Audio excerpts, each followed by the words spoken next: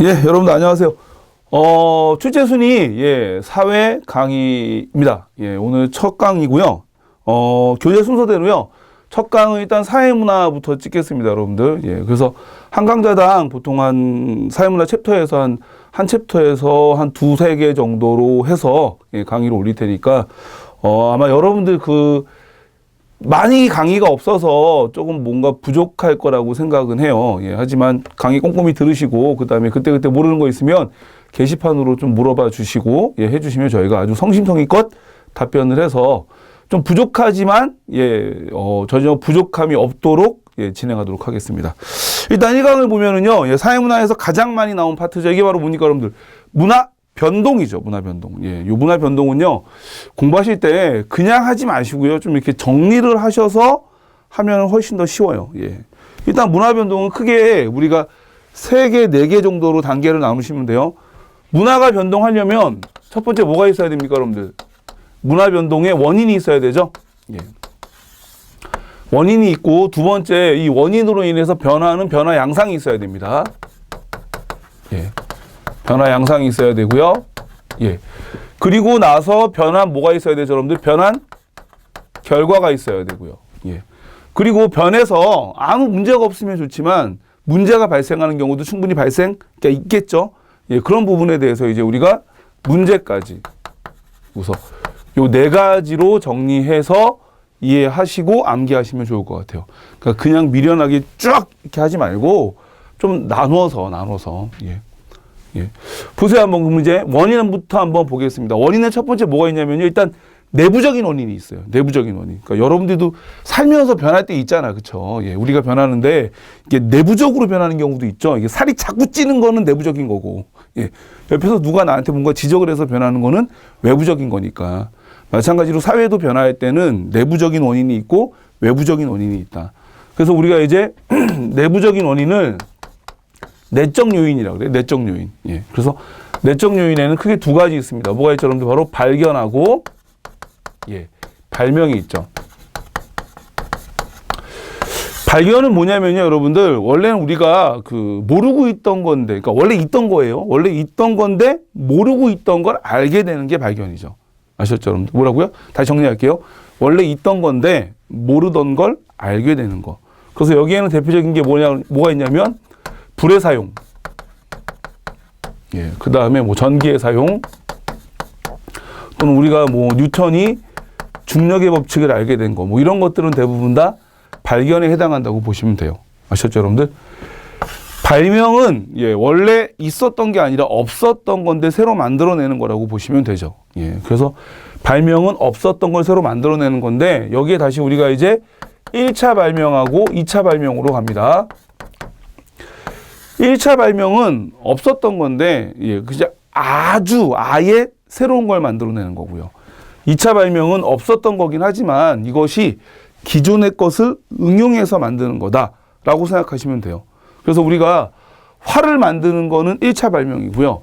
활을 이용해서 기타나 아니면 바이올린 같은 현악기를 만드는 건 2차 발명이라고 생각하시면 돼요. 그 다음에 바퀴를 만드는 건 1차고, 그리고 바퀴를 응용해서 수레를 만드는 건 2차다. 아셨나요? 그럼 또 간단하게 예를 들면은 전화기를 만드는 건 1차고, 전화기에서 휴대폰이나 스마트폰으로 이제 업그레이드 되는 과정은 2차 발명이라고 이해하시면 되죠. 아셨죠? 그래서 발명은 원래 없었던 걸 새로 만들어내는 것으로서 1차와 2차가 있다. 그 다음에 두 번째 이제 외부적인 요인이 있죠, 여러분들 이제.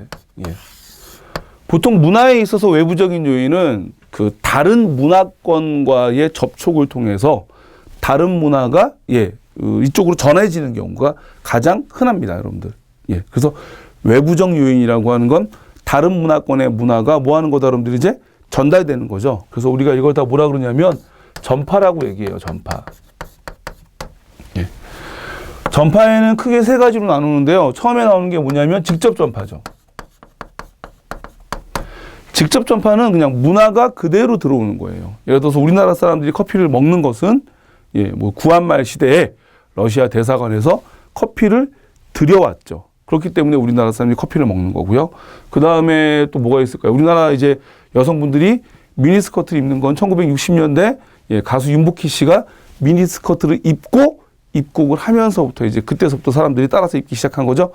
이런 것처럼 어떤 문화적인 매체가 직접 들어오는 경우. 예. 근데 여러분 보세요 한번. 커피가 이렇게 지발로 걸어올 수는 없고요. 그렇죠? 예. 미니스커트도 혼자 나풀나풀 이렇게 나비처럼 춤춰서 건너올 수 없는 거죠. 커피나 미니스커트 어떻게 옵니까? 대부분 사람들을 통해서 와요. 아셨죠? 그래서 직접 전파는 주로 누구에 의한 전파다?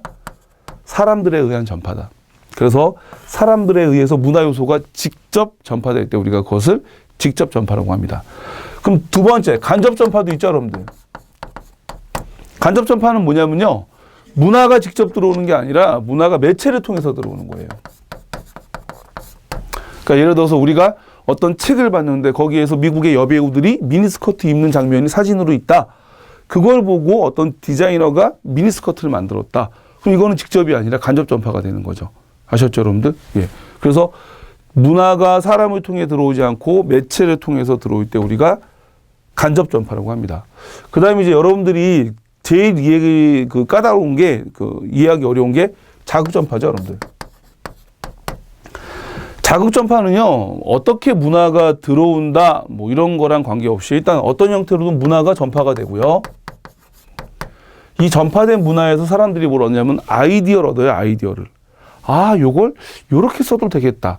그래서 그 아이디어를 가지고 문화적인 어떠한 부분들에 대해서 새롭게 만들어내는 거죠. 발명하는 겁니다. 나중에 이제 요 뒤에 가서 제가 결과에서 문화 융합하고 좀 잠깐 비교해 드릴 텐데 자극 전파는 그냥 아이디어를 얻어서 이걸 새로운 방식으로 사용하거나 새로운 방식의 사용을 발명하는 거지 기존의 전통적인 문화 요소가 남아있는 건 아니에요.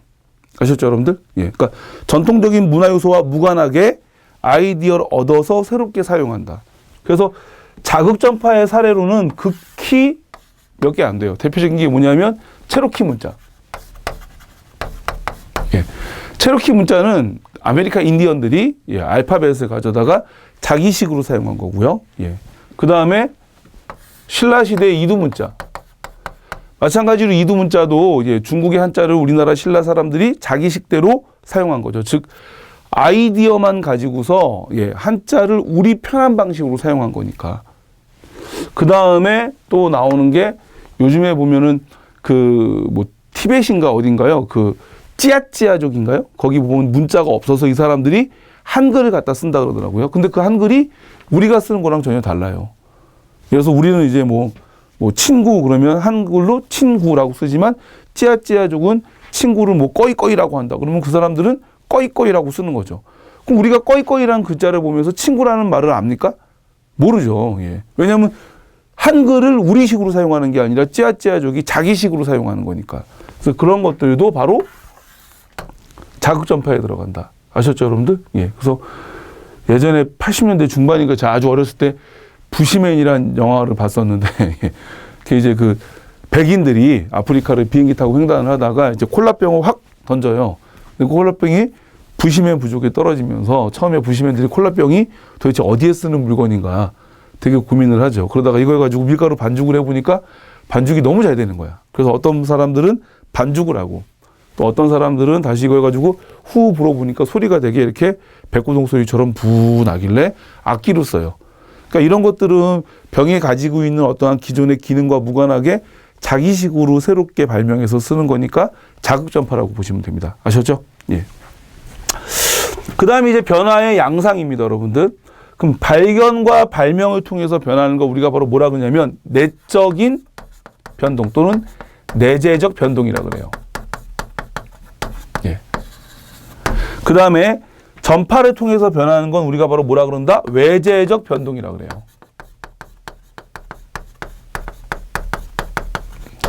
그리고 이 외재적 변동을 다시 두 글자로 뭐라 그러냐면 접해서 변한다. 그러니까 어떤 접촉을 통해서 변한다. 그래서 우리가 접변이라고 합니다. 접변. 아셨죠, 여러분들? 예. 그러니까 전파는 원인이고 전파를 원인으로 해서 변화하는 양상은 접변입니다. 헷갈리시면 안 돼요, 여러분들. 예. 그리고 접변은 다시 우리가 둘로 나눕니다. 첫 번째 뭐로 나누죠, 여러분들? 이제 강제적인 접변. 그리고 자발적인 접변. 강제적인 접변은요, 어떤 무력에 의해서 강제적으로 변화시키려고 하는 거예요. 그래서 우리나라가 조선시대 조선시대가 아니라 이제 일제 치하에서 신사참배를 하거나 예, 아니면은 창씨개명을 하거나 이런 것들은 저희가 원해서 한 게 아니죠. 예, 일본의 어떤 강압에 의해서 한 거니까 이런 것들을 강제적 접변이라고 보시면 돼요. 예.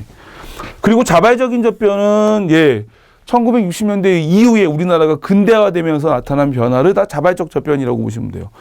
지금 오늘날 여러분들이 입는 옷들이 대부분 다 어때요, 여러분들? 한복입니까? 아니면 양장입니까?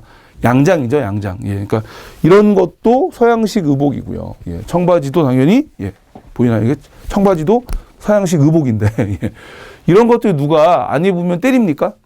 예, 학교에 갔는데 너 새끼야 왜 양장 안 입고 한복 입고 왔어? 벌점 30점. 예, 뭐 한자 쓰기 500개. 뭐 이런 거 안 시킵니다. 그렇죠? 안 시켜도 우리가 이게 편하고 그리고 좀 더 세련되다고 느끼니까 이런 옷을 많이 입는 거죠. 이런 것들은 바로 뭐다 여러분들? 자발적 접변이라고 보시면 돼요. 아셨죠? 그래서 강제적 접변, 자발적 접변이 있다. 근데 보통 시험에서 어떤 게 나오냐면 문화가 빨리 변하거나 아니면 문화 변동의 결과로 전통적인 문화 요소가 다 사라졌을 때 시험 선지에 그렇게 나와요. 문화의 강제적 접변이다 이렇게. 그런데 여러분 보세요 한번. 문화가 빨리 변했다거나 그리고 문화의 전통적인 요소가 남아있지 않다고 해서 그게 강제적인지 자발적인지 몰라요 우리는요. 강제적이라는 것이 답이 되려면 지문상에 강제적으로 아니면 뭐 무력에 의해서 강압적으로 이런 식으로 문화가 변화하는 과정이 언급돼야 됩니다. 아셨죠 여러분들? 그러니까 꼭 기억해 두세요. 그래서 빨리 변했다 아니면은 뭐 전통적인 요소가 남아있지 않다라고 하는 것만 가지고 강제인지 자발인지 판단할 수 없다는 거죠. 왜냐하면 강제냐 자발이냐는 거는 문화가 변동하는 그 변화 과정에 있는 거고요. 그렇죠? 그렇기 때문에 이 과정과 결과는 전혀 무관할 수 있잖아요. 그러니까 그런 것도 좀 헷갈리지 마시고 잘 기억했다가 문제 푸십시오. 그 다음에 이제 결과로 가는데요. 결과에서 내재적 변동에 의한 결과는 안 보고 우리가 외재적, 즉 접변에 의한 결과만 봅니다. 아셨죠 여러분들? 접변에 의한 결과 우리가 크게 세 가지로 나누는데 첫 번째 뭐로 가죠 여러분들? 문화, 동화로 가고요. 두 번째가 이제 바로 뭐죠? 문화, 병존 또는 문화 공존이라고도 해요. 그리고 세 번째가 이제 바로 문화 융합이죠. 일단 문화 동화고 문화 병존, 문화 융합, 문화 동화고 이거 그냥 우리가 좀 공식화시켜서 설명을 해드리면요. A라고 하는 걸 우리가 전통 문화라고 하고, 그리고 B를 뭐라고 할까요? 이제 외래 문화라고 할게요. 외래에서 전파된 문화. 동화는요, 전통 문화하고 외래 문화가 합쳐져서 뭐만 남는 거냐면 외래 문화만 남는 거예요. 즉, 외래 문화가 들어오면서 외래 문화가 우리 전통적인 문화 요소를 다 흡수해서 우리 문화적 요소가 완전히 사라지는 겁니다. 아셨죠, 여러분들? 그래서 이거 잘 기억해 두시고요. 병존은 외래 문화하고 전통 문화가 합쳐졌는데 두 가지가 다 같이 공존하는 거죠. 그러니까 우리가 보통은 뭐 입어요, 여러분들? 이제 양복, 양장을 많이 입다가 언제? 명절 때 되면 한복을 입죠. 그렇다고 해서 우리가 뭐 양복만 입는 것도 아니고 한복만 입는 것도 아니잖아요. 그래서 때에 따라서 요것도 있고 요것도 있고 하니까 이런 경우 문화 공존, 병존이라고 보시면 되고요. 그 다음 두 번째가 바로 뭐냐면,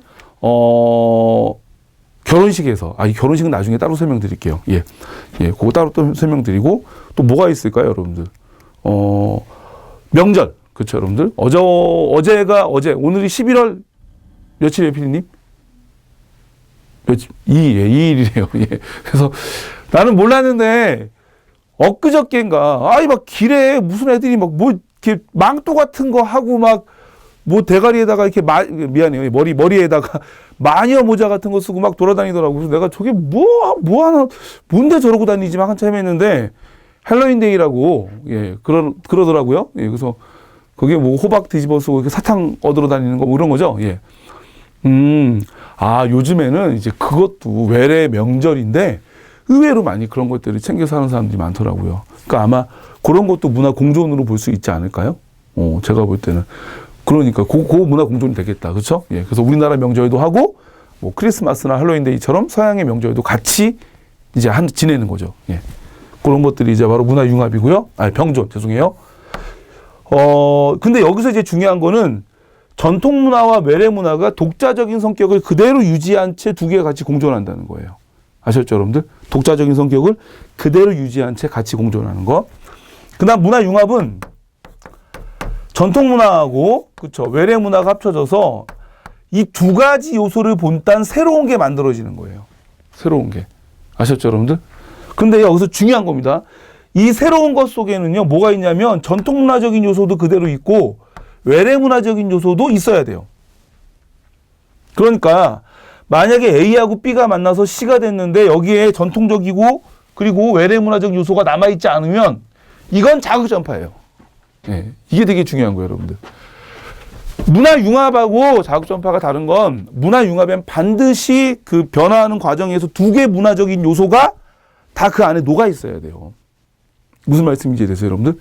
그런데 예, 이 두 개가 합쳐져서 새로운 게 만들어졌는데 이게 기존에 있던 전통 외래적 문화 요소와 아주 무관해. 그렇죠? 무관해. 그러면 이거는 자극전파예요, 자극전파. 뭔 말인지 이해되십니까, 여러분들? 예. 그래서 내가 아까 말씀드렸잖아요.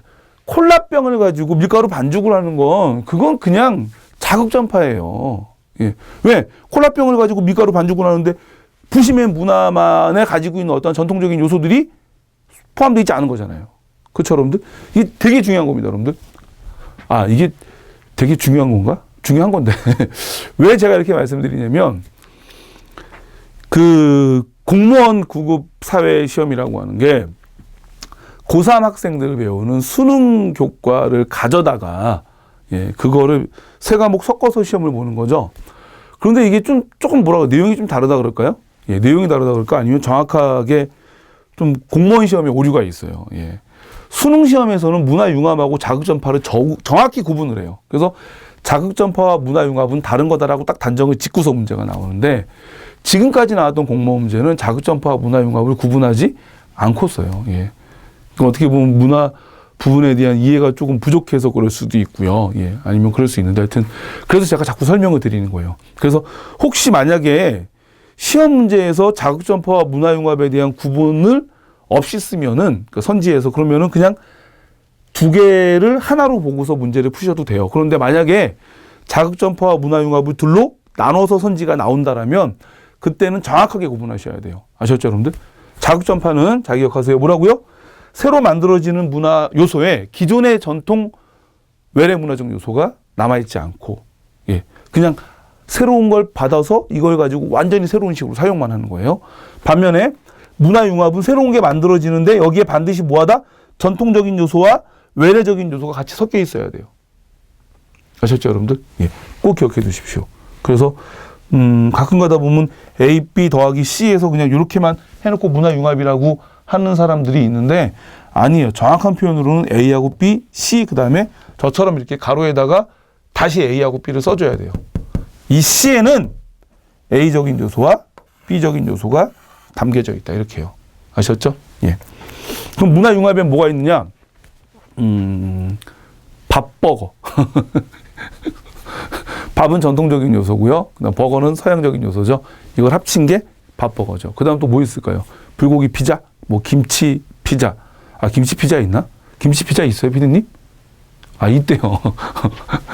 김치 피자. 그 누가 먹냐, 그쵸? 예. 근데 그것도 하여튼 있다 그러네요. 예, 예. 그리고 또 예전에 저 대학로, 그러니까 어렸을 때죠. 20대 초반, 그러니까 한 3년 됐네요. 예. 그때 그 대학로에 가면은 서피동파라는 가게가 있었는데 무슨 가게에 내가 홍보해 주는 것 같은데 그게 뭐냐면 서양의 피자, 동양의 파전이라 그래가지고 파전을 피자처럼 두껍게 만들면서 위에다가 토핑을 했어요. 예, 치즈로 토핑을 해서. 그래서 그때는 되게 좀 맛있게 먹었던 것 같은데 그런 것들도 문화융합의 사례라고 할 수 있겠죠. 예. 그 다음에 한복으로 따지면은 계량한복, 예, 그 문화융합이 됩니다. 계량한복이요. 아셨죠? 예, 왜냐하면 한복은 소매가 이렇게 좀 더 뭐 이렇게 넓고, 예, 좀 이렇게 옷이 품이 있죠. 근데 이건 뭐 고름을 매야 되니까 아무래도 좀 불편하죠. 그래서 거기다가 이제 뭐 지퍼나 단추 등을 달아서 좀 편리성을 높인 게 계량 한복이니까 이제 그런 것들도 바로 문화융합이 되고요. 제가 아까 여기서 여러분들 이제 결혼식 하려다가 안 했는데, 예, 요거 왜 결혼식 하려다 안 했냐면, 잘 기억하세요? 요즘에 보면 우리가 대부분 사람들이 서양식 혼례를 합니다. 그렇죠. 예. 그런데 가끔 가다가 무슨 혼례하냐면 동양이 아니죠. 그렇죠? 왜 그러지? 전통 혼례도 해요. 예. 그래서 제 친구도 성균관대에 그 갑자기 이 기억이 안 나는데 성균관대 정문에서 오른쪽으로 쭉 가다 보면 유림관이라고 있는데 거기서 이제 전통 혼례를 하더라고요. 그래서 전통 혼례로 했어요. 예. 그래서 진짜 이제 신부는 꽃가마 타고 입장하고 제 친구는 당나귀 타고 입장을 하고, 예. 그리고 제가 이제 그 원래 결혼할 때 신랑 집에서 신부 집에다가 이제 기러기, 나무로 깎은 기러기를 한 쌍 보내드려요. 그래서 기러기가 백년해로의 상징이라 그래가지고 보내드리는데 제가 이제 뒤에서 이제 그 나무로 깎은 기러기를 들고서 쫓아가는, 예, 그런 걸 했는데 제 친구가 되게 뚱뚱해요. 한 100kg 넘게 나가는 것 같은데 지는 죽어도 아니라고 해요. 예. 걔가 당나귀를 타고 가는데 당나귀가 다리가 이렇게 안 되고 이렇게 벌어지는 거야. 힘들어가지고. 그래서 당나귀가 너무 괴로워 보여요. 심지어 막 뒤에서 따라가는데 당나귀가 힘드니까 막 똥도 싸고 막 그러더라고요.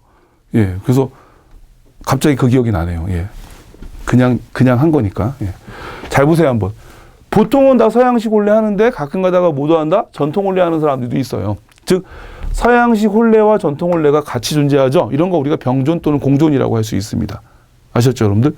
그런데 요즘에 서양식 혼례 잘 보면은 그 결혼식 과정이 어떻게 되느냐. 예. 혹시 PD님은 뭐 친구 중에 결혼하는 사람 없죠? 예. 자세히 본 적 있어요, 결혼식 과정? 처음에 뭐 하냐면 이제 신랑 신부 입장하고요. 그쵸? 주례하고, 그 다음에 사진 찍어요, 사진. 그래서 이제 가족 찍고, 그 다음에 친구들 찍죠. 그리고서 이제 사진 찍은 다음에 이제 우리는 뭐 하냐면 밑에 가서 이제 밥 먹으러 가요, 뷔페. 예. 밥 먹으러 가는데 사진 찍고 나서 신랑 신부가 잠깐 사라집니다. 그리고 신랑 신부 친족들이나 가족도 잠깐 사라져요. 이게 뭐 하러 간 거냐면 패백들이라고 하는 거예요. 패백. 예. 그래서 전통 혼례가 아니더라도 서양식 결혼식장도 결혼식 혼례 하는데 항상 옆에 보면 뭐가 있어? 그러면 이제 패백실이라는 게 있어요.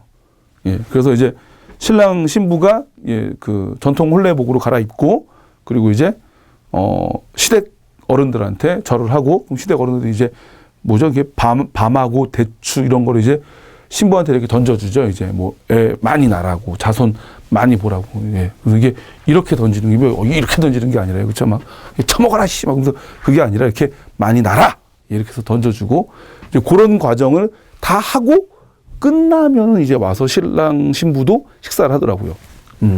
잘 보세요 한번. 서양식 혼례에 패백을 드리고 식사를 하는데 지금 이 패백이라고 하는 게 서양식 결혼식에 지금 어떻게 들어와 있는 거예요. 들어와 있는 거. 아셨죠, 여러분들? 즉 패백 따로 서양식 결혼식이 따로 아니라 서양식 결혼을 하는 과정에 우리나라 전통 혼례 패백이라고 하는 게 쏙 들어와 있는 거죠.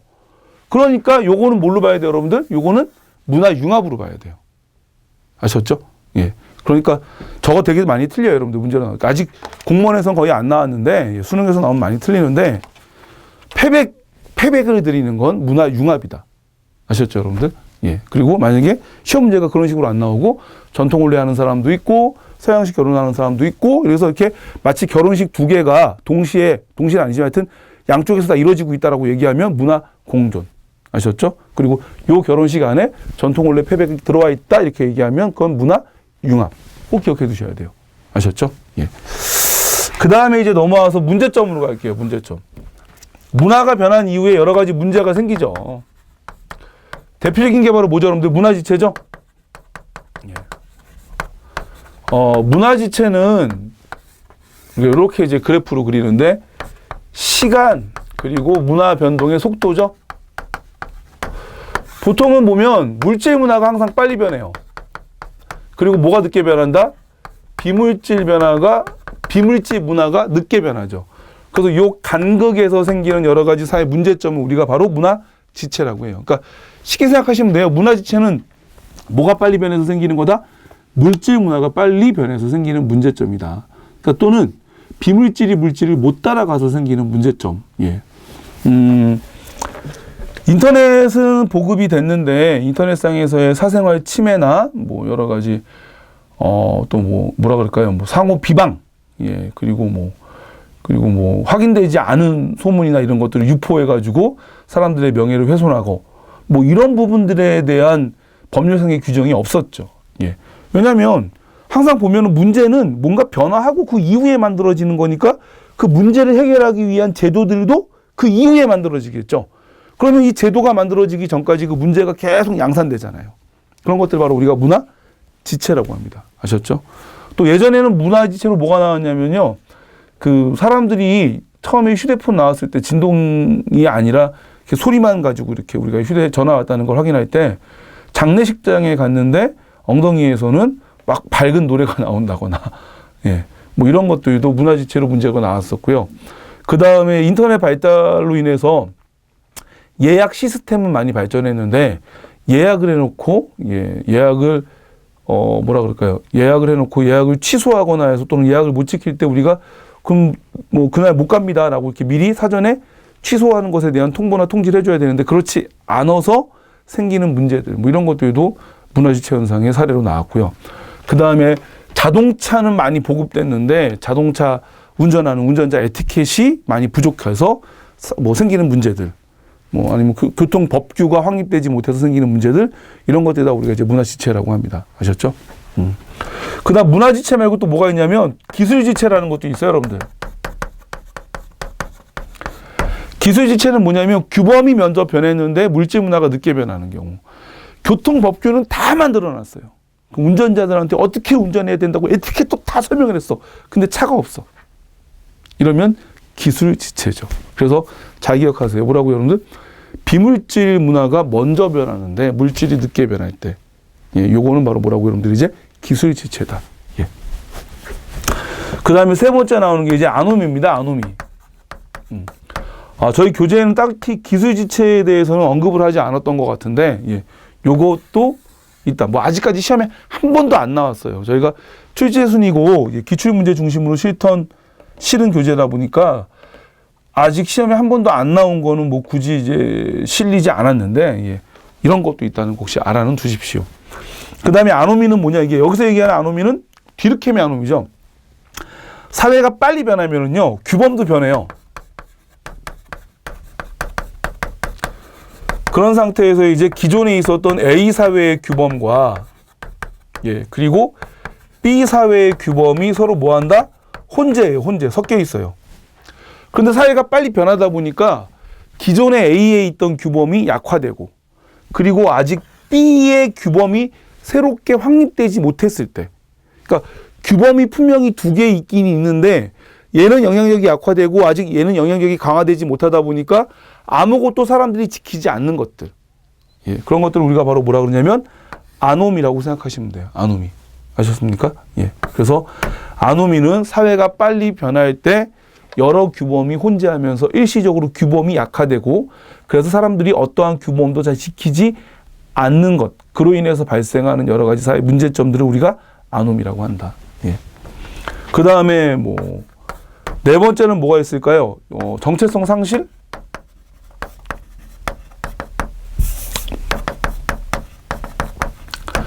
문화 병존이나 문화 융합은 전통적인 문화 요소들이 그대로 남아 있죠.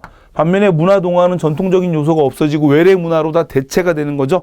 이런 경우에 전통적인 문화 요소가 없어지면서 문화적 정체성도 상실하는 거. 그 다음에 뭐 다섯 번째는 뭐 있죠? 여러분들 이제 문화 충격.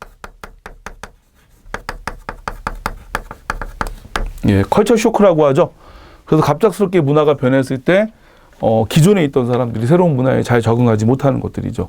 그 할머니 할아버지들이 이제 길 가다가 막 문신한 사람들한테 야이씨 몸이 도와지냐 이 새끼야 막 이렇게 얘기한다든지, 아니면은 뭐 치마나 이런 옷을 좀 되게 짧고 뭐 노출이 심한 옷을 입은 뭐 여자분들한테 다 벗고 다녀라 막 그러면서 이렇게 얘기하는 것들, 그런 것들을 문화 충격이라고 보시면 돼요. 아셨죠? 이게 워낙에 중요한 거라 저희 국궁사 대리분이 팀장님인가? 하여튼 몰라. 하여튼 요즘에 직급도 복잡해. 여기서 이렇게 중요한 거 이렇게 꼭 세 개를 붙이고 했으면 좋겠다. 그런데 어차피 뭐 앞에 순위가 중요하니까 그렇죠. 당연히 세 개를 붙이고 하겠죠. 아마 뒤로 갈수록 하나씩 떨어질 거예요, 여러분들. 가을이라 떨어지는 게 아니라 덜 중요해서 떨어진다고 생각하시면 돼요. 문제 한번 여러분들 같이 볼게요. 문제를 다 풀어드리지는 못해요. 그래서 제가 대신 해설을 좀 꼼꼼하게 자세히 써놓기는 했어요, 아마. 그래서 다 풀어드리지는 못하고 몇 개만 풀어드리겠습니다. 7번 문제 한번 보세요. 7번이요.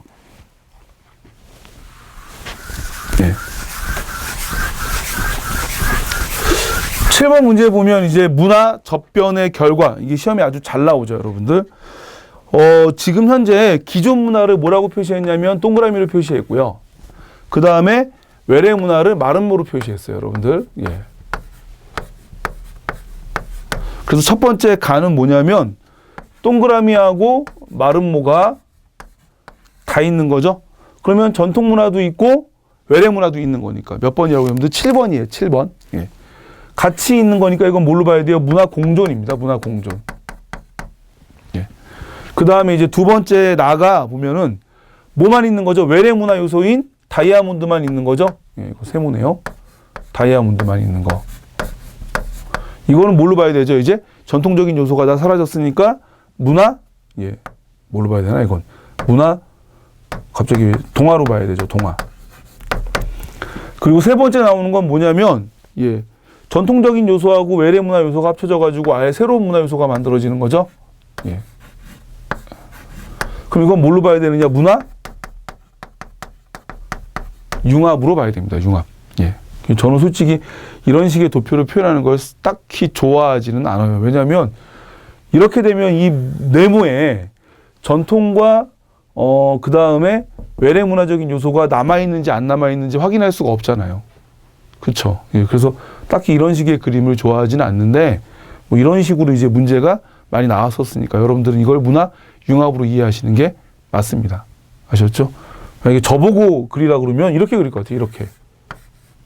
예, 이렇게. 그래서 전통 문화와 외래 문화가 섞인 새로운 형태의 문화 이런 식으로.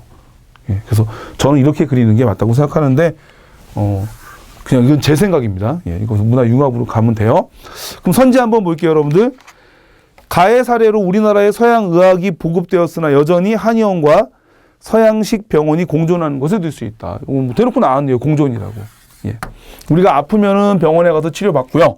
그리고 몸이 안 좋은 것 같으면 한약방 가서 예, 보약을 지어 먹죠.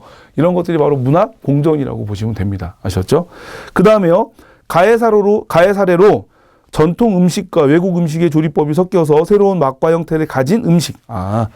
전통 음식과 외국 음식의 조리법이 섞여져서 새로운 맛과 형태를 가진 예, 퓨전 요리가 나왔죠. 그럼 퓨전 요리는 어디로 가야 돼요, 여러분들? 이제 당연히 문화 융합으로 가야 되죠.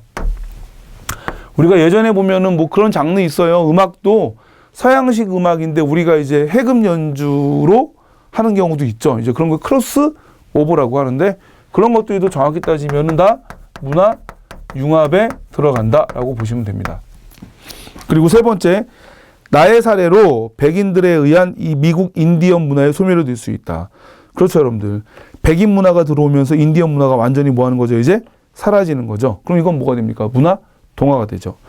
다의 사례로 아프리카와 유럽 음악이 만난 재즈가 탄생한 것에 들 수 있다. 맞죠, 여러분들? 이건 문화 융합입니다. 그러면 틀린 건 다 몇 번이죠, 여러분들? 2번이죠. 2번. 예. 그래서 퓨전 요리는 문화 동화의 사례가 아니라 문화 융합의 사례다. 정확히 알고 계셔야 됩니다. 그리고 예, 넘어가서 10번 문제 한번 볼게요. 10번. 북미의 체로키족 인디언들은 백인들과 접촉하면서 알파벳을 차용 변형시켜 세쿼야라고 부르는 체로키 문자를 고안했다. 제가 아까 여러분들 자극전파의 사례는 극히 드물다라고 해서 몇 개만 딱 설명을 드렸었죠. 예. 체로키 문자는 전형적인 자극전파의 사례입니다. 그 다음에 북아메리카 이로코이족은 퀘이커 교도들과의 신앙과 규범을 이용하여 전통적인 교리와 혼합된 새로운 종교를 만들었다.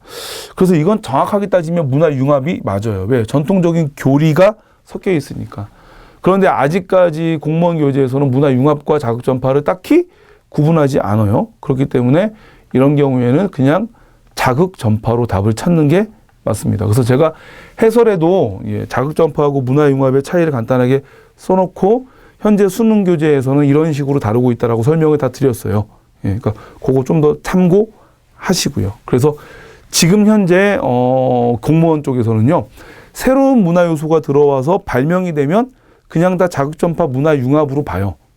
예, 그렇기 때문에 요 문제에서 답은 몇 번이다? 3번. 예, 3번. 자극전파라는 거 꼭 기억해 두세요. 예. 그리고 예. 6위까지만 예, 하겠습니다. 예. 그래서 1강은 1강 아직 강의는 안 끝났고요. 예. 1순위 끝났고요. 이제 2순위로 넘어가겠습니다. 1강 이어서 하고요. 여러분들 이제 2순위입니다. 2순위. 2순위는 사회문화현상의 연구 방법에 대한 거죠. 요 파트는요. 일단 기본적으로 연구 방법에 대한 이해를 완벽하게 하시고 그 다음에 연구 방법이 응용되는 내용들이 문제에 나오니까 그 응용되는 데에서도 어떻게 적용할지 요거 같이 이제 이해도 하고 암기도 하셔야 돼요. 아셨죠? 예. 일단 처음에 이제 양적 연구가 있고요. 예, 질적 연구가 있습니다. 양적 연구는 우리가 다른 말로 이제 실증적 연구라고도 해요. 실증적 연구. 질적 연구는 해석적 연구라고 하죠.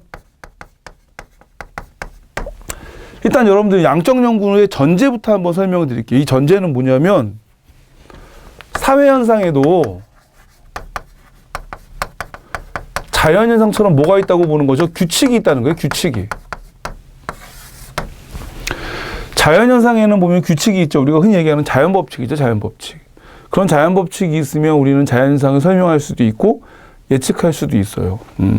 아마 이제 겨울이 되면 곧 추워지겠죠. 이건 우리가 아주 오랜 시간 동안 반복해 오면서 관찰한 내용을 통해서 계절이 가을에서 겨울로, 겨울에서 다시 봄으로, 그리고 겨울이 되면 춥고 여름이 되면 비가 많이 오고 대신 후덥지근하고 뭐 이런 식의 이제 규칙을 알고 있기 때문에 예측할 수도 있고 설명할 수도 있죠. 예. 그래서 요거 사회현상에도 자연현상과 같이 뭐가 있다? 규칙이 있다. 그럼 여러분 보세요. 기본적으로 양적 연구는 사회현상과 자연현상 모두 규칙이 있다라고 전제하고 규칙을 찾으면 자연현상을 설명하는 것처럼 사회현상도 설명할 수 있다라고 얘기하는 거니까 기본적으로 자연현상과 사회현상이 크게 다르지 않다. 뭐라고요? 자연현상과 사회현상이 다르지 않다. 둘 다 규칙이 있다. 예. 그래서 자연현상을 연구하는 방식으로 사회현상도 연구할 수 있다. 그래서 우리가 방법론적 이론론이라고 그래요. 뭐라 그런다고요, 여러분들? 방법론적 이론론이요. 예. 그래서 사회현상에도 규칙이 있는데 이 규칙을 우리가 잘 찾아서 입증, 확인하면 이걸 가지고 다른 사회현상을 설명할 수도 있고 그 다음에 유사한 현상을 또는 예측할 수도 있다. 이렇게.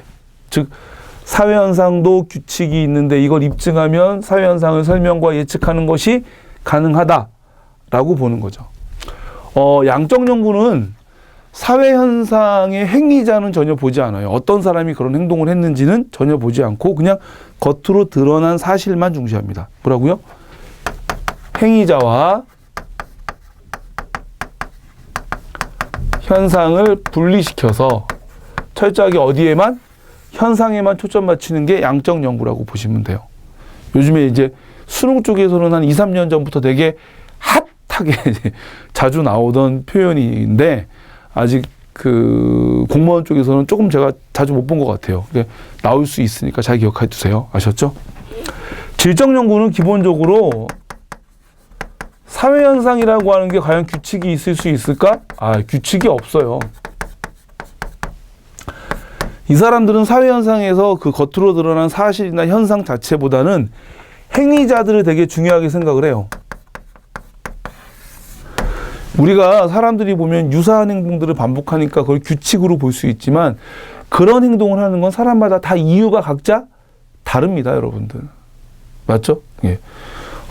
PC방에 가는 게 그게 뭐 재밌어서 가는 건지 아니면 친구들이 가자고 하니까 그냥 따라서 가는 건지 아니면 어디 갈 데가 없으니까 시간을 때우려고 가는 건지 저녁에 새벽에 가면 PC방에 의외로 나이 드신 분들이 많더라고요. 그래서 제가 왜 이렇게 많은가 했더니 대리운전 하시는 분들이 뭐 3, 4시에 이제 손님이 끊기면 가 계실 데가 없으니까 PC방에서 이제 시간을 때운다 그러시더라고요. PC방에서 시간 때우는 요금이 가장 저렴하니까 뭐 딴 데 나가 있으면 좀 축구하잖아요. 그래서 그런 분들이 많더라고요. 이런 것처럼 어떤 사람들이 비슷하고 유사한 행동을 하지만 이건 규칙적인 행동이 없어요. 다 그 사람들 각자 행위자들이 다른 이유를 가지고 하기 때문에 규칙이라고 보기가 어렵다. 규칙은 없다. 그러면 우리는 사회현상을 연구할 때 규칙을 찾아서 설명하고 예측하는 게 아니라 왜 그런 행위자들이 그런 행동을 하는지 거기에 대한 뭐가 필요하다? 이해, 즉 해석이 필요하다. 이런 이해나 해석을 통해서 행위자들의 주관적인 동기를 파악할 수 있고 그러한 주관적 동기를 통해서 사회현상이 가지고 있는 의미를 이해하는 것, 그것을 연구의 목적으로 삼는다라고 보시면 돼요. 아셨나요, 여러분들? 예. 그래서 우리가 보통 질적 연구는 사회현상은 자연현상과 달리 규칙이라는 게 없어. 즉 자연현상은 규칙이 있지만 사회현상은 규칙이 없어. 그래서 얘네 둘은 다른 거야. 예. 그래서 우리가 방법론적 이원론이라고 합니다. 그럼 당연히 질적 연구는 사회현상만 보는 게 아니라 그 사회현상 이면에 있는 행위자를 같이 묶어서 보는 거죠. 아셨죠, 여러분들? 예.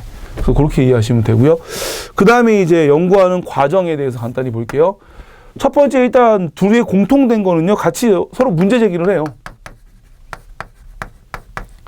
근데 문제 제기는 연구를 하게 된 계기 또는 우리가 주제 설정이라고 하는데, 이거 자체로는 아무런 주장이 아니에요. 그냥 연구하게 된 계기일 뿐 아무것도 아닙니다. 아셨죠, 여러분들? 예. 그 다음에 이제 양적 연구는 아마 이 문제를 제기한 다음에 그러한 사회현상에 아마 이런 규칙이 있을 거야. 이러한 규칙 때문에 이러한 현상이 나타나지 않았을까라고 해서 문제 제기한 이후에 바로 규칙에 대해서 가정을 합니다. 그 우리가 바로 뭐라 그러죠, 여러분들? 이제 가설이라고 하죠. 가설은 뭐냐면 잠정적 결론이에요.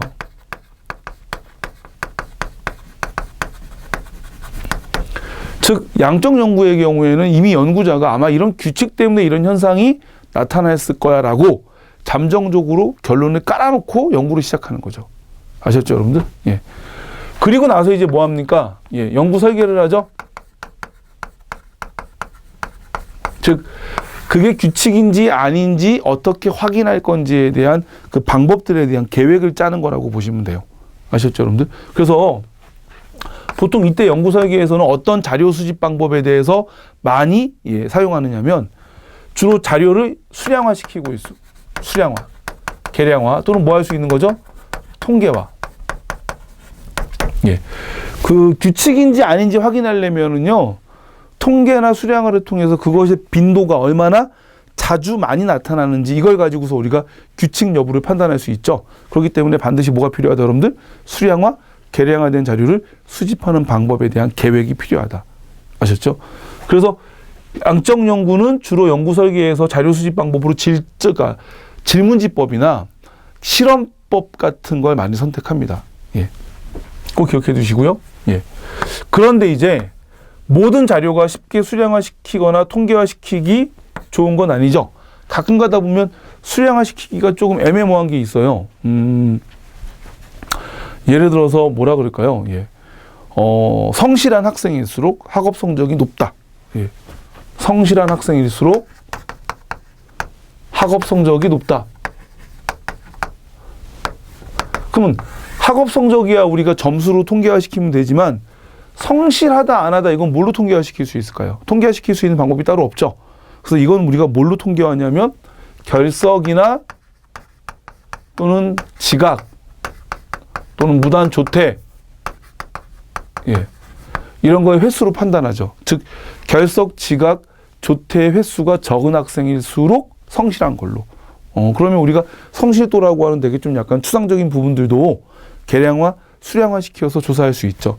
이렇게 계량화, 수량화하기 어려운 걸 계량화하기 쉬운 내용으로 바꾸는 거, 우리가 바로 뭐라 그러죠, 여러분들? 개념의 조작적 정의라고 합니다. 그래서 즉 연구 설계에서 개념의 조작적 정의가 포함된다는 거. 이거 여러분들 시험에 잘 나올 수 있으니까 꼭 기억해 두세요. 예. 그 다음 나오는 게 뭐 있죠, 여러분들? 이제 자료 수집이죠. 예. 그럼 이제 연구 설계를 통해서 어떤 방법으로 또 누구한테 수집할 건지 계획을 짰다면 이제 자료를 수집하고요. 그거를 이제 뭐 한다? 분석하고. 그리고 그 분석한 내용을 가지고 나서 이제 가설을 검증하는 거죠. 그리고 나서 이제 그것을 결론으로 도출하죠. 예. 그래서 양적 연구의 결론은 일반적 규칙을 확인한다. 그래서 우리가 보통 일반화라고 많이 해요. 일반화. 아셨죠, 여러분들? 예. 그 다음에 질적 연구는요, 가설이 없어요. 왜냐하면 이건 규칙이 있을 거라고 전제를 깔고 하는 연구가 아니죠. 문제를 제기합니다. 아, 이런 일이 왜 생겼을까? 예. 근데 우리가 그 자료를 수집하기 전에는 그 행위자가 왜 이런 행동을 했는지 주관적인 동기에 대해서 예측도 안 돼요. 그래서 우리가 그런 말을 하잖아요. 10개의 물속은 알아도 1개의 사람 속은 모른다. 예. 이게 쉽게 이 사람이 이런 의도로 했을 거라고 해서 사람들의 어떤 주관적인 심정 부분들을 우리가 예측하기가 참 어렵죠. 그래서 낸들 아냐. 야, 내가 그 속을 어떻게 아냐. 우리가 그런 얘기 많이 하죠. 이런 것들은 사람의 주관적 동기나 심리적인 부분들에 대한 예측이 불가능하다는 겁니다. 그래서 이런 경우에는 그냥 바로 어디로 갑니까? 바로 연구 설계로 가죠. 예. 근데 이때 이제 자료 수집 방법은요, 그 주관적인 부분을 좀 이해할 수 있는 부분에 대한 자료가 필요하기 때문에 질문지나 실험법보다는 면접법, 그리고 참여 관찰법 등을 많이 사용하고요. 또 이거는 계량화시키거나 통계화시켜서 하는 연구가 아니기 때문에 굳이 개념의 조작적 정의도 필요가 없습니다. 예. 그 연구 설계 끝나면 이제 뭐 합니까? 자료를 자료 수집하고 분석하죠.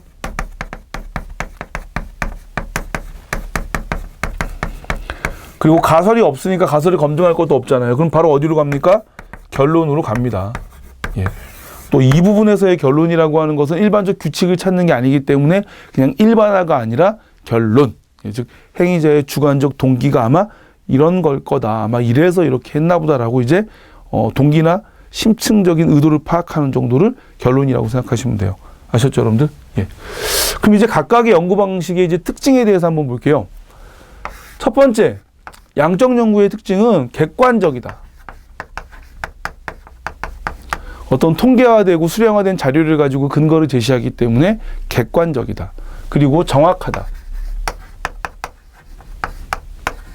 또는 정밀하다. 예. 요 정밀도 양적 연구의 특징입니다. 잘 기억해 두세요. 예. 그래서 수량화되고 통계화된 자료에 근거하기 때문에 정확하고 정밀하다. 반면에 양적 연구의 가장 큰 단점은 사람들의 심층적이고 주관적인 동기나 의도를 제대로 파악할 수 없다는 거죠. 즉 현상만 보기 때문에 행위자들이 가지고 있었던 생각들은 알 수 없다. 질적 연구 볼게요. 한번. 보면 얘네 단점이 얘한테는 장점이에요. 또 얘네 장점이 얘한테는 또 단점이 되고요. 그래서 심층적인 부분에 대한 연구 가능하다. 그 다음에 반대로 객관적이거나 정확한 연구 이런 것들은 아니다. 객관적이지 않다는 건 또 뭐죠, 여러분들? 주관이 개입될 여지도 있다. 아셨죠, 여러분들? 예, 그래서 연구 과정하고 각각의 장단점 꼭 반드시 기억해 두셔야 되고요. 그 다음에 이제 각각의 연구 방법이 사용하는 거에서 이제 보면은요, 연역법하고 귀납법이라고 하는 게 있죠, 여러분들. 보통 우리가 연역법이라고 할 때 뭐가 연역법이냐면은요, 앞에다가 연구하기 전에 이미 주장을 깔아놓고 하면 연역법이에요. 연역법. 주장을 깔아놓고 뒤에 가서 근거를 제시하면 연역법이고요. 그 다음에 먼저 근거를 제시하고 나중에 이것을 이제 종합하는 방식으로 가면은 귀납법입니다. 예. 그러면 양적 연구 한번 보세요, 한번. 양적 연구는 가설이라고 해서 연구 시작하면서부터 잠정적 결론을 이미 딱 깔아놓고, 그쵸, 여러분들? 그리고 나서 뭐 하는 거죠, 여러분들? 자료 수집을 하죠. 됐죠? 그래서 우리가 양적 연구는 연역법이에요, 연역법. 아셨죠? 그런데 수집한 자료를 가지고 다시 가설을 검증하고 그 다음에 다시 결론 도출하죠. 그러니까 주장이 앞에도 있고 뒤에도 있죠. 근데 무조건 연역법이에요. 왜? 주장을 앞에 깔고 가니까. 그런데 요거 다시 이제 쪼갭니다. 그래서 뭐라 그러냐면 여기서부터 여기까지는 무슨 과정이라 그러냐면 연역적 과정이라 그래요. 즉 주장을 먼저 하고 거기에 대한 근거를 풀어나가는 것들. 또 다시 근거들을 종합해서 결론을 도출하죠. 또 여기서부터 여기까지는 무슨 과정이라고 한다? 귀납적 과정이라고 합니다. 즉 연역법인데 연역적 과정과 귀납적 과정으로 구성이 되어 있다. 이렇게 이해하시면 돼요. 아셨죠, 여러분들? 예. 이걸 그냥 외우면은 이해가 안 되니까, 외우면은 모르니까 헷갈리니까 정확하게 이해하셔야 돼요. 아셨죠? 예. 그래서 연역법인데 연역적 과정과 귀납적 과정으로 되어 있다는 거. 그 다음에 이제 귀납법은요, 전형적인 질적 연구죠. 질적 연구는 가설이 없어요. 가설이 없다는 건 잠정적 결론이 없다는 거죠. 즉 결론 없이 바로 뭐 하는 거죠? 연구 설계를 통해 자료 수집을 하고 그 수집된 자료를 종합해서 결론을 도출하죠. 그래서 질적 연구는 귀납법을 사용하고 무슨 과정밖에 없다? 귀납적 과정만을 포함하고 있다. 아셨죠, 여러분들? 예. 그래서 이거 조금 헷갈리니까 잘 기억해 두시고요. 그리고 요즘에 또 자주 나오는 표현들입니다. 양적 연구나 질적 연구나 공통점이 다 뭐냐면 사회 현상을 연구하는 거죠. 근데 여러분들 사회 현상은 이미 존재했던 사실이에요, 사실. 혹시 제가 간밤에 꿈을 꿨는데 되게 이쁜 연예인하고 여자 연예인하고 결혼을 해서 신혼생활을 하는 꿈을 꿨어요. 아, 너무 행복했습니다. 깼는데 현실은 전혀 다르죠. 그럴 때 우리가 꿈꾼 걸 연구하는 건 과학이라고 할 수 있나요? 그건 과학이 아니에요. 왜냐하면 사실이 아니니까. 아셨죠, 여러분들? 양적 연구나 질적 연구나 다 사회 현상이고 이미 이것은 벌어진 사실이죠. 그런데 이 사실을 연구하는데 어떤 애들은 수량화시켜서 연구하고요. 어떤 애들은 수량화시키는 대신 심층적이고 주관적인 동기를 파악하는 방식으로 연구합니다. 즉 연구하고 알려고 하는 게 다를 뿐 이미 벌어진 사실을 대상으로 한다는 거죠. 사실과 가치의 차이는 뭐냐, 여러분들? 사실은요, 경험적으로 입증 가능한 거예요. 그래서 사회현상을 연구하는 모든 사회과학은 기본적으로 경험적 자료를 가지고 연구합니다. 뭐라고요?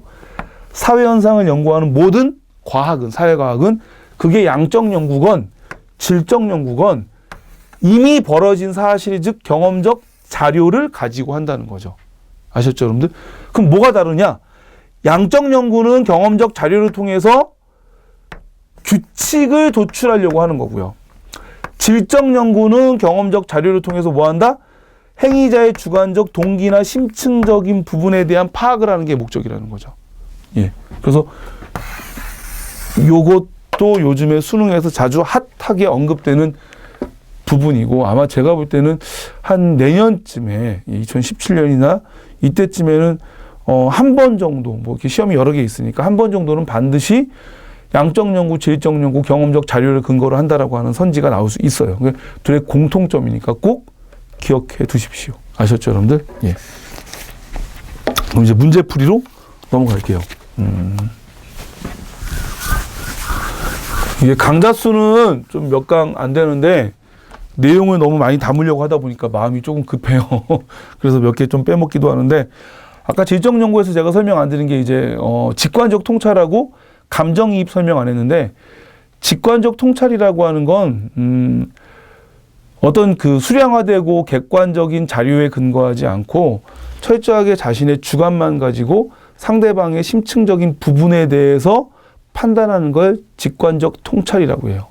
그러니까 우리가 딱 첫 만남을 했는데 그 사람이 어떤 사람인지 뭐 그 사람의 재산이 얼마인지도 모르는데 딱 어떤 그 사람이 가지고 있는 어떤 그런 분위기를 가지고 이 사람은 되게 점잖고 그다음에 되게 뭐 좋은 집안에서 가정교육을 받았을 것 같고 그다음에 말하는 걸 보니까 상대방에 대한 예의가 되게 많다. 이런 것들을 우리가 딱 알 수 있죠. 어떤 자료도 없는데 그냥 딱 첫 만남에서 어떤 느낌을 통해서 아는 거잖아요.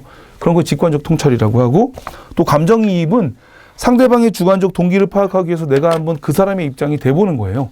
그 사람의 입장에서 한번 생각해보는 거, 그걸 감정이입이라고 합니다. 아셨죠, 여러분들? 1번 문제 한번 풀어볼게요. 사회문화 현상을 탐구하는 연구 방법에 대한 일관된 관점을 가지고 있는 학생은, 알았죠? 첫 번째, 사회문화 현상의 객관적 관찰 가능성을 전제한다. 객관적 관찰이니까 이건 사회문화 현상 연구 방법에 의해서 객관성이 높은 연구 방법이죠. 그럼 이건 뭡니까, 여러분들? 양적 연구예요. 그러면 지금 현재 거기에다가 공표 체크한 갑과 을과 병은 지금 현재 어디에 체크한 거죠? 양이다. 양적 연구에 체크한 거고요. 그 다음에 정은 X로 했으니까 정만 무슨 연구죠, 여러분들? 지금 질적 연구에 체크한 거죠. 두 번째 거요. 사회문화 현상을 행위자의 내재적 관점에서 파악하고자 한다. 행위자의 내재적 관점에서 파악하고자 하는 건 양적 연구가 아니라 질적 연구죠. 그러니까 당연히 갑을병은 여기에다 뭐라고 해야 돼요? 이제 X라고 해야 되고 정은 O라고 해야 됩니다. 아셨죠, 여러분들? 예. 그런데 지금 갑과 을은 X라고 제대로 답변을 했는데 병은 O라고 답변했어요. 그러면 이제 일단 병은 뭐 하죠? 일관된 입장이 아니니까 빼줘야 되죠. 그리고 정은 보니까 O라고 대답했으니까 맞죠. 예. 그 다음 질문 넘어갈게요. 실제 현실 속에서 관찰되는 경험적 자료의 계량화. 경험적 자료만 가지고 얘기하면 양적, 질적 연구 다 됩니다. 근데 계량화라고 얘기했으니까 이건 양적 연구에만 해당이 되는 거죠. 그러면 갑하고 을은 여기에 뭐라고 대답해야 돼요? O라고 대답해야 되고요. 그리고 누구죠, 여러분들? 정은 X라고 대답을 해야 돼요. 그런데 지금 보니까 을은 X라고 대답을 했기 때문에 을도 빠지고요. 예. 그 다음에 X라고 대답해야 되는 정은 O라고 대답했으니까 정도 빠지죠. 아, 그러면 일관된 대답을 한 사람은 누구밖에 없다? 갑밖에 없다. 예. 그래서 답은 몇 번? 1번입니다. 예. 그 다음에 넘어가서요. 5번 문제 풀겠습니다. 예. 26페이지죠. 5번 문제요. 첫 번째, 연구 주제네요. 죄송해요. 공공지역 사회에서 발생하는 폭력의 종류와 빈도. 공공지역 주민을 대표하는 표본 350명이고요. 자료 수집은 일정 시간과 장소에서 연구 대상을 설문조사했다. 나는 연구 주제가 공공지역 사회에서 발생하는 폭력의 의미, 공공지역의 우범자 5명, 연구자가 연구 대상과 같이 생활하며 행동을 관찰하고 기록했다. 설문조사를 한 거 보고 그 다음에 또 빈도와 종류 등을 판단하는 걸 보면 가는 양적 연구고요. 그 다음에 행동을 관찰하고 기록하고 폭력의 의미를 보는 거니까 이건 뭐로 가야 되죠, 여러분들? 이제 질적 연구로 가야 되죠. 예. 그럼 첫 번째, 가는 귀납적 과정을 통해 통찰적으로 자료를 해석한다. 기본적으로 여러분들 그 연구 방법으로서의 양적 연구는 연역법을 사용하죠. 예. 그렇기 때문에 1번은 일단 틀립니다. 그리고 자료를 해석한다. 이러면 해석적 연구니까 그렇죠. 자료를 계량화시키고 통계화시킨다라고 해야지 양적 연구가 맞죠. 그 다음에 2번, 가는 연구자와 연구 대상자 간의 정서적 교감을 중시한다. 제가 아까 여러분들 양적 연구는 연구 대상자, 즉 행위자입니다. 연구 대상자, 즉 행위자를 사실로부터 완전히 분리시킨다 그랬어요. 완전히 분리시킨다고요. 그럼 기본적으로 양적 연구는 질문지나 이런 걸 하면서 행위자가 어떤 사람인지에 대해서 별로 중요하게 생각하지 않아요. 예.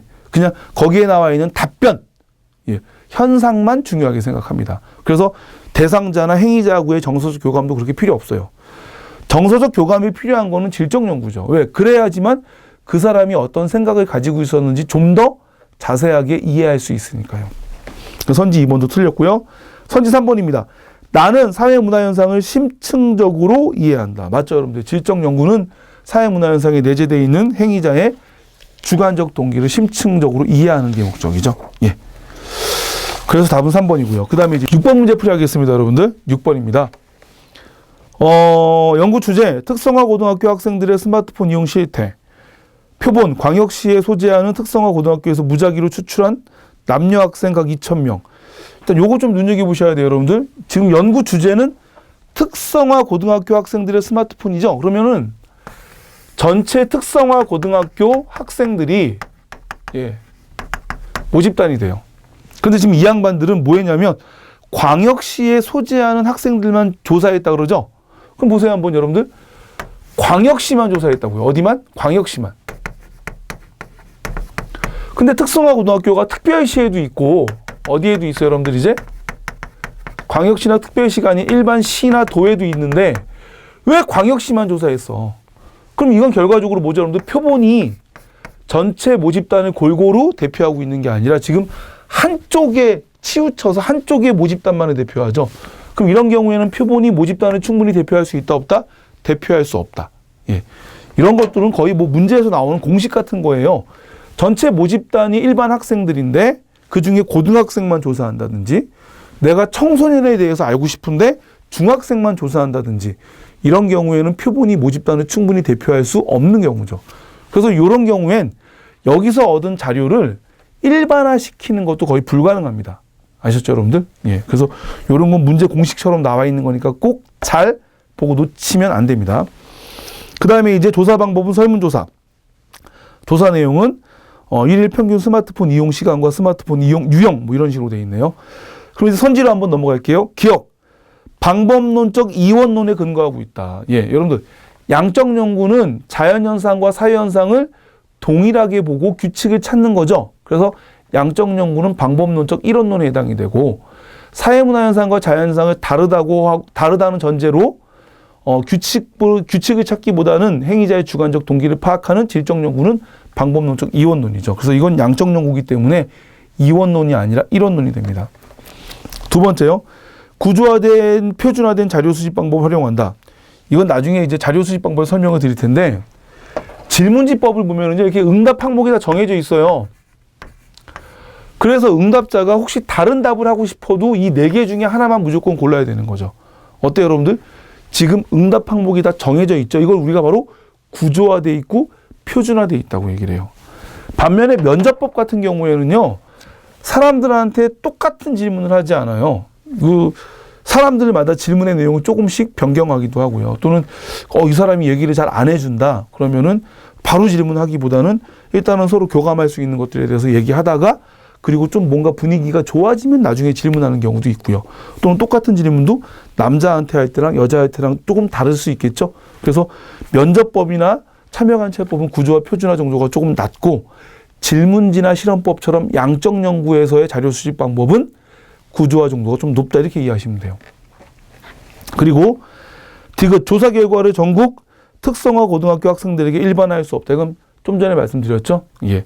광역시 학생들만 조사했기 때문에 모집단이 표본을 통해 충분히 대표되지 못하죠. 그래서 이거는 일반화할 수 없다가 맞습니다. 예. 그럼 답은 선지 니은하고 디귿이니까 몇 번이죠, 여러분들? 3번이죠. 예. 여기까지 해서 이제 이 순위도 예, 대충 설명을 드렸고요. 여기까지가 이제 1강입니다. 그리고 다음에 이제 2강 때는 3순위서부터 문제풀이 하겠습니다. 수고하셨습니다, 여러분들.